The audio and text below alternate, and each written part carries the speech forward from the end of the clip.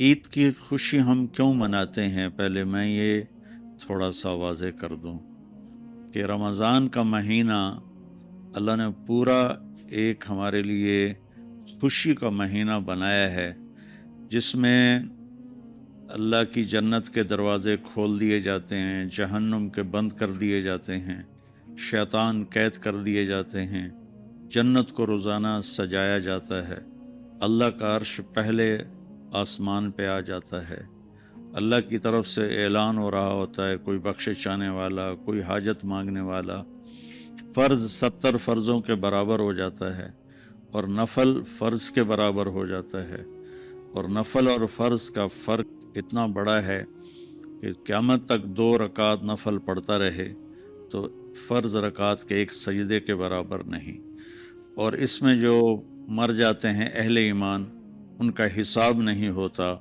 ان کو قبر میں منکر نکیر نہیں آتے، اللہ تعالیٰ ان کو معاف فرما دیتا ہے۔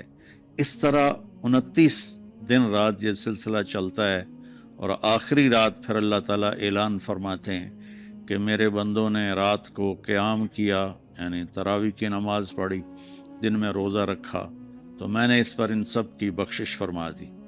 تو اس خوشی میں پھر ہم سب مل کر اللہ کی بارگاہ میں شکرانے کے مل کر 2 نفل ادا کرتے ہیں اور اللہ کا شکر ادا کرتے ہیں کہ یا اللہ تیرا شکر ہے، تو نے ہمارے گناہوں کو معاف فرمایا، جہنم کو ہم پہ حرام کیا، جنت کو ہم پہ واجب کیا۔ اصل تو عید کی خوشی کی یہ وجہ ہے۔ باقی جو اداسیاں ہیں، ڈپریشنیں ہیں، اس کی وجہ آپس کی محبتوں کا کم ہو جانا ہے، اور دنیا کی ایسی دوڑ جس نے اپنے آپ کو بھی بھلا دیا ہے، اور آپس کی نفرتیں ہیں، اور آپس کے بغض حسد ہیں، ان منفی جذبوں نے ہماری خوشیوں کو دھندلا دیا ہے، ورنہ رمضان کا ہر لمحہ خوشی کے لیے ہے، اور عید اس کی پیک ہے، اور پوری زندگی اللہ راضی ہو رہا ہو تو خوشی ہی خوشی ہے۔ ہمیں اپنے ملک سے، اپنی نسل سے آپس کی نفرتیں، حسد، بغض یہ مٹانے ہوں گے، تب جا کر ہمیں حقیقی خوشیاں حاصل ہوں گی۔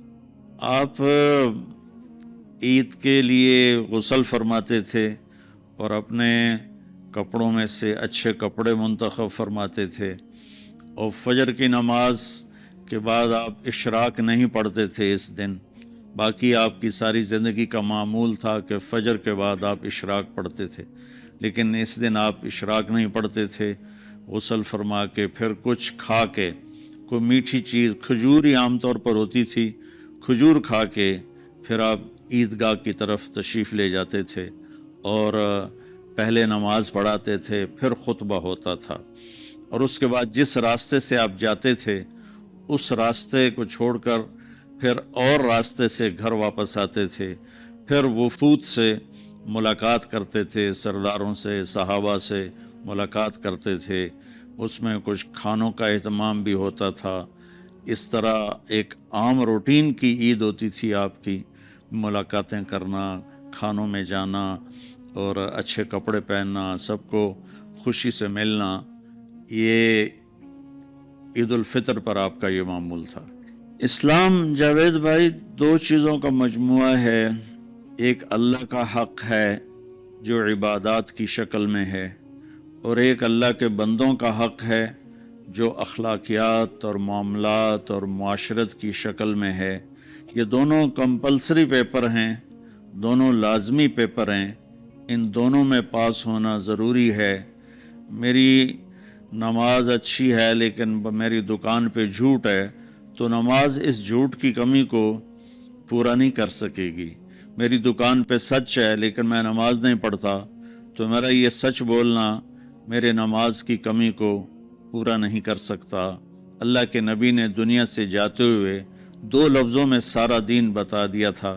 جب آپ کے جانے کا وقت قریب تھا تو آپ 2 لفظ دہرا رہے تھے، الصلاۃ وما ملکت ایمانکم، میری امت میرے بعد ایک نماز نہ چھوڑنا، اور ایک امت کے غریب مسکین لوگوں سے، نوکر غلاموں سے اچھا سلوک کرنا۔ یہ دو الگ الگ ڈیمانڈ ہیں. جیسے پانی پینے سے روٹی کی کمی پوری نہیں ہو سکتی اور روٹی کھانے سے پانی کی کمی پوری نہیں ہو سکتی. یہ دونوں الگ چیزیں ہیں. اخلاق کو عبادت کی کمی پر نہیں کر سکتی اور اخلاق کی کمی کو عبادت پورا نہیں کر سکتی. ان دونوں چیزوں میں پاس ہونا ضروری ہے، تب جا کر ایک معتدل معاشرہ وجود میں آتا ہے.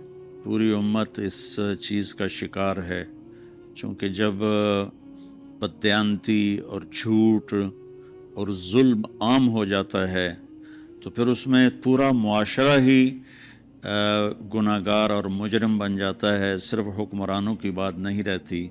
یہ تو ایک سوال کا جواب موسیٰ علیہ السلام کو اللہ نے دیا کہ اللہ تعالیٰ سے انہوں نے پوچھا، یا اللہ جب آپ راضی ہوتے ہیں تو اس کی کیا نشانی ہے؟ تو اللہ تعالیٰ نے فرمایا کہ میں بارشیں موقع پر دیتا ہوں، حکومت سمجھداروں کو دیتا ہوں، پیسہ میں سخیوں کو دیتا ہوں. تو پھر انہوں نے پوچھا جب آپ ناراض ہوتے ہیں تو اس کی کیا نشانی ہے؟ تو آپ نے فرمایا، اللہ تعالیٰ نے فرمایا کہ بارشیں بے موقع کرتا ہوں، حکومت نااہلوں کو دیتا ہوں اور پیسہ میں بخیلوں کو دیتا ہوں.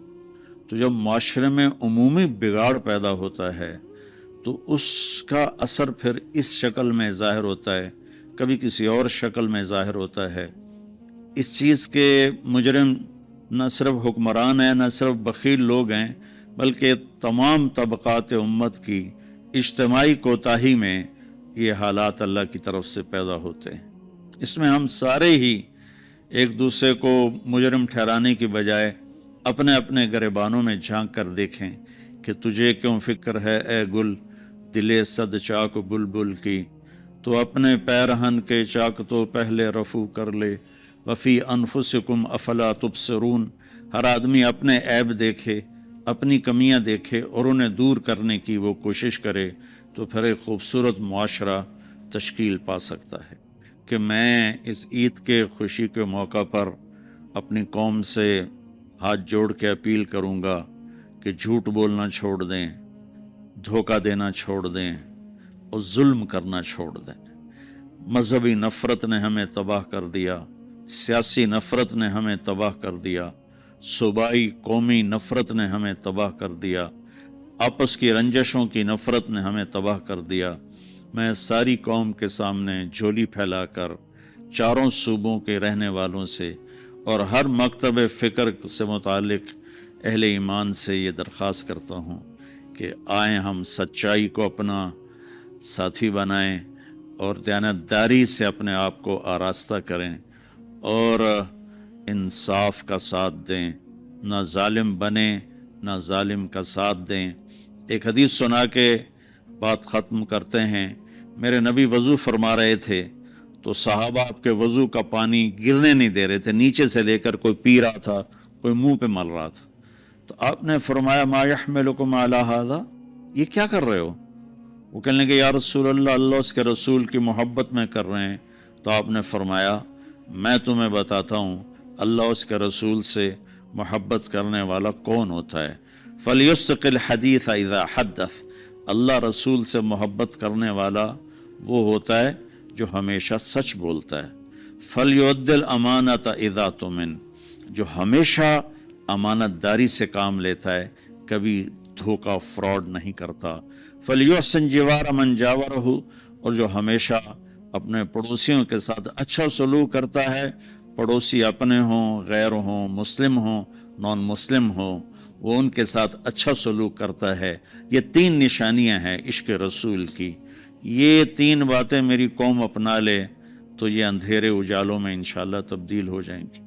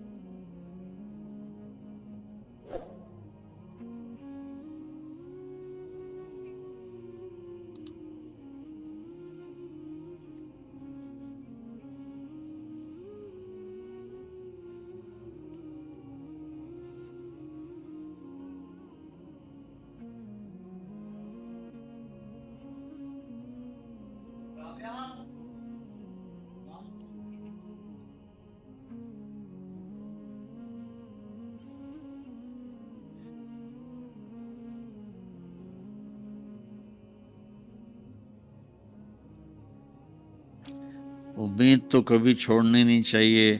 جیسے دیکھیں مریض کے ساتھ ڈاکٹر آخری حد تک جان مارتا ہے، اس کی جان بچانے کی کوشش کرتا ہے، پھر باقی جس کے نصیب میں موت ہوتی ہے وہ مر جاتا ہے، لیکن ڈاکٹر کبھی بھی اس وجہ سے نہیں چھوڑ دیتا کہ یہ مر جائے گا. تو ہم اللہ کی رحمت سے بالکل نا امید نہ ہوں، مایوس نہ ہوں. مجھے اللہ کی ذات سے بہت امید ہے. ہمارا جو اس وقت قائد ہے، اسے سیاسی بیان نہ سمجھا جائے اللہ کے واسطے. میں ایک پاکستان کا شہری ہونے کی حیثیت سے اپنا تجزیہ پیش کر رہا ہوں. غلط بھی ہو سکتا ہے، صحیح بھی ہو سکتا ہے. وہ بہت مخلص محنتی آدمی ہے. تو مجھے اللہ کی ذات سے امید ہے اگر ہم سب مل کر ساتھ دیں سچائی کا، دیانتداری کا، انصاف کا، اور آپس کی نفرتوں کو مٹا دیں تو انشاءاللہ ضرور صبح ہوگی. کوئی وجہ ہی نہیں کہ صبح نہ ہو. تو یہ ایک حدیث ہے کہ ایک صحابی کو بھیجا، وہ گئے ہوئے تھے اونٹ چرانے. ثم ادبر یذهب فی الظہر وعلیہ بردان لہو قد خلقا. وہ جب صحابی واپس، پیچھے لمبی حدیث ہے، صحابی واپس آیا تو 2 پرانی چادریں ان کے اوپر تھی. فنظر رسول اللہ صلی اللہ علیہ وسلم الیہ فقال اما له ثوبان غیر هذین. آپ نے کہا اس کے پاس اور کپڑے کوئی نہیں ہے، اس نے سے پرانے پہنے ہوئے ہیں. قلت بلا یا رسول اللہ له ثوبان فی العیبۃ کسوته ایجاهما. میں نے کہا یا رسول اللہ اس کے عیبہ، وہ بیگ کو کہتے ہیں، بیگ عیبہ، یہ چھوٹا بیگ حقیبہ، جو اس کے بیگ میں ہیں کپڑے 2، میں نے اس کو دیے ہیں. تو قال فادعوه فمره فلیلبسهما. اپنے فرما سے بلاؤ اور اس سے کہو کہ وہ کپڑے پہن. قال فدعوته فلبسهما ثم ولى يذهب فقال رسول الله صلی اللہ علیہ وسلم أليس هذا خير له ما له ضرب الله عنقه. آپ نے کہا اس کی گردن ماری جائے، کیا اب یہ اس میں یہ خوبصورت نظر نہیں آ رہا؟ فسمعه الرجل فقال یا رسول اللہ فی سبیل اللہ. آپ نے تو مذاقن کہا تھا، تو انہوں نے کہا یا رسول اللہ پھر اس کو آپ دعائی دے دیں کہ میری اگر گردن ماری جائے تو اللہ کے راستے میں ماری جائے. تو فقال رسول صلی اللہ علیہ وسلم فی سبیل اللہ فقتل الرجل فی سبیل اللہ. اچھا لباس پہنو. میں قیمتی نہیں پہنتا ہوں، قیمتی لباس نہیں پہنتا ہوں. اچھا وہ کدھر گئی موتا؟ باب ما جاء فی لبس الثیاب للجمال بها. کپڑے اس لیے پہننا کہ اچھے نظر آئے، آپ خوبصورت نظر آئے. سبحان. ہمارے پتہ مولوی کے بارے میں کیا تاثر، اس کے میلے کپڑے ہوں اور وہ پرانی سائیکل پر چڑھا ہوا، اس کا مڈگارڈ بھی کوئی نہ ہو اور اس کی بریکیں بھی کوئی نہ ہو اور وہ پاؤں سے بریک لگاتا ہو. یہ تو ہے مولوی. اور جس کے کپڑے اچھے ہوں، گھر اچھا ہو، سواری اچھی ہو، وہ مولوی ہے.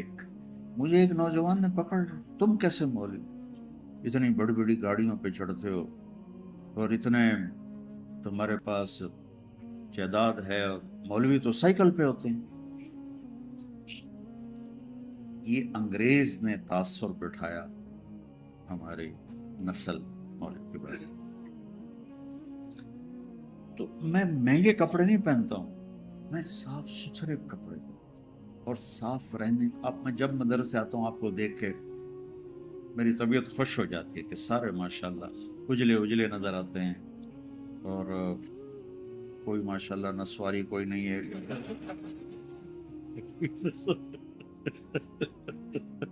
سارے صاف ستھرے خوشبودار تو اچھے لگتے ہیں. اور خاص طور پر جب آپ گھر جاؤ جن کی شادیاں ہیں، بہت اپنا خیال کرو.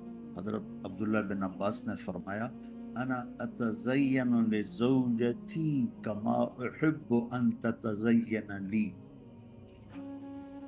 حضرت عبداللہ بن عباس نے فرمایا جیسے میں چاہتا ہوں میری بیوی میرے لیے میک اپ کرے، میں بھی اپنی بیوی کے لیے میک اپ کرتا ہوں. اور اللہ کے نبی نے اللہ کے نبی نے واضح فرمایا تزینوا لنسائکم، اپنی بیویوں کے لیے زیب و زینت اختیار کرو. یہ عین دین ہے. اگر اللہ نے دیا ہے تو صاف ستھرا رہنا، اچھا رہنا، لوگ آپ کو پسند کریں. آپ کا پہلا تاثر لباس کا ہوتا ہے. خاص طور پر جو شادی شدہ لوگ ہیں، اپنے آپ کو آراستہ رکھو. کسی جگہ جانا ہو، میرے نبی نے کپڑے الگ رکھے ہوئے تھے وفود سے ملنے کے لیے، تھے کہ نہیں تھے؟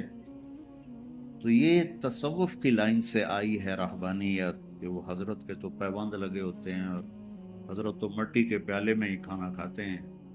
بھائی یہ حضرت کی باتیں حضرت کے پاس رکھو، وہ دیکھو جو میرے نبی نے بتایا اور کر کے دکھایا. حضرت تو سب کے الگ الگ ہیں.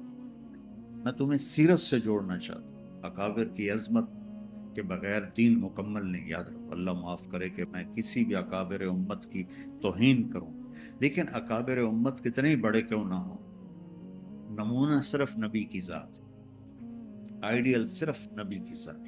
لَقَدْ كَانَ لَكُمْ، پھر آگے فی، سبحان، ایک لقد، پھر لکم اور فی رسول اللہ ہے.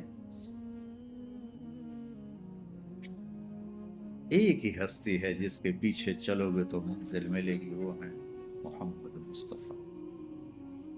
محبتیں بانٹو، محبتیں تقسیم کرو، نفرتوں کی آگ کو بجھاؤ اور اسلام پیش کرو. اسلام پیش کرنے کی مثال کیا ہے؟ میں کہتا ہوں بھائی جو 5 وقت نماز پڑھے گا اللہ اس سے جنت میں جگہ عطا فرمائے گا. یہ تو ہو گیا اسلام. اور مذہب کیا ہے؟ یہاں ہاتھ نہیں باندھنے، یہاں باندھنے ہیں، نہیں یہاں نہیں باندھنے، یہاں باندھنے ہیں. یہ ہو گیا مذہب. تو مذہب کی تبلیغ نہیں کرنی، اسلام کی تبلیغ کرنی. اپنی ذات کے لحاظ سے میں بار بار دہراتا ہوں کہ میری بات کو کوئی غلط نہ لے جائے. اپنی ذات کے لحاظ سے ہم امام ابو حنیفہ کے فتویٰ کو مانتے ہیں، اور امام ابو حنیفہ کے مذہب کی وہ تعبیر جو اکابر دیوبند نے کی ہے اس کو ہم راجع مانتے ہیں. راجع یعنی زیادہ صحیح مانتے ہیں. باقی سب کی عزت کرتے ہیں، سب کا احترام کرتے ہیں، سب کو سلام کرتے ہیں. ہمارے اکابر کا حال یہ تھا کہ مولانا اشرف علی تھانوی رحمۃ اللہ علیہ کی مجلس میں کسی نے کہہ دیا احمد رضا خان بریلوی، تو حضرت تھانوی اس پر شدید ناراض ہوئے. حضرت تھانوی کا تو فوری پکڑ ہوتی تھی نا، اتنے بڑے عالم کو اس طرح بے ادبی سے پکارتے.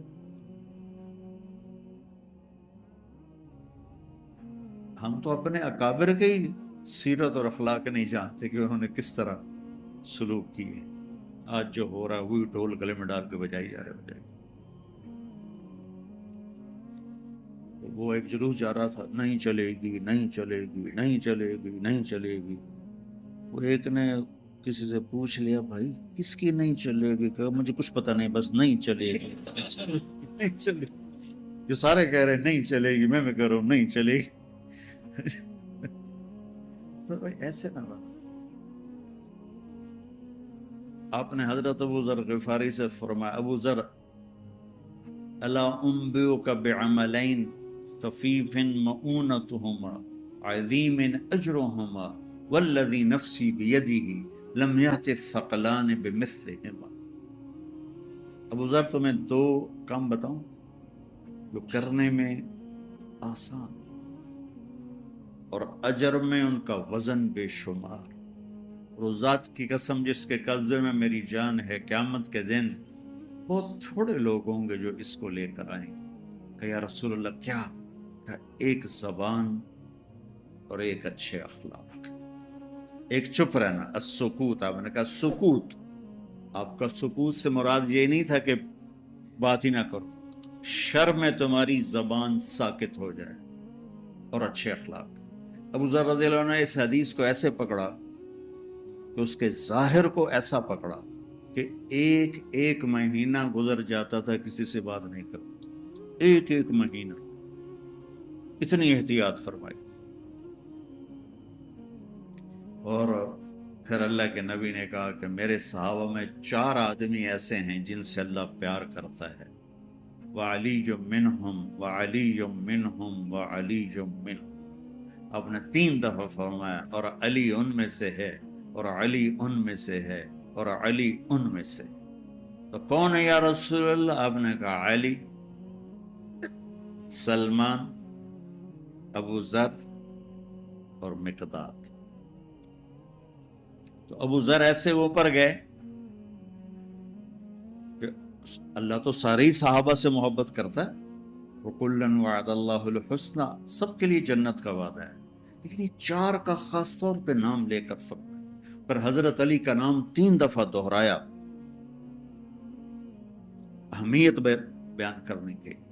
بچوں، میری یہ زندگی بھر کی نصیحت ہے، صرف اس درس کی نہیں، کہ اپنی زبانوں پہ قابو رکھیں۔ جہاں رشتے قریب کے ہوتے ہیں نا، وہاں زبان پہ قابو پانا مشکل ہوتا ہے۔ کوئی پرایا گالی بھی نکال دے تو آدمی پرواہ نہیں کرتا ہے، اور اپنا اوئے بھی کر دے تو دل پھٹ جاتا ہے۔ تو اپنوں میں پھر خاص طور پر بعضوں کی شادیاں ہو چکی ہیں، بعضوں کی ہوں گی، بیوی اور خامند کے رشتے میں بچوں محبت کو باقی رکھنا، اور حسن سلوک کو باقی رکھنا، اور میٹھے بول کو باقی رکھنا، یہ تمام رشتوں میں سب سے زیادہ اہم اور افضل ہے۔